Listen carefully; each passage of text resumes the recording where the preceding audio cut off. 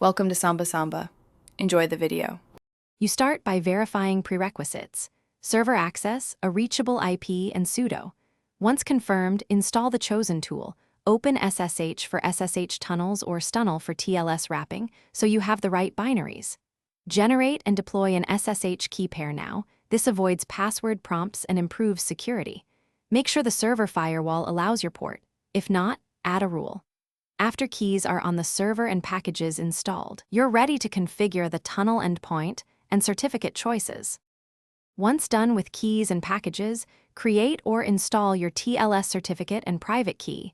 Use a CA-signed cert for public services or self-signed for internal links. Next, edit Stunnel. Conf or prepare your SSH command. Specify local and remote ports, bind addresses, and encryption options. Make sure file permissions are strict and run the service as an unprivileged user. Then create a systemd unit or supervisor entry to start on boot.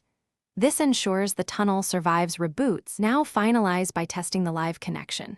Use OpenSSL S client for TLS or SSH VVV for SSH tunnels to validate handshakes and negotiated ciphers. Once connected, exercise the tunnel with real traffic, then monitor logs and uptime with journoctl or your log files. Make sure to enable renewal for certs or automated key rotation.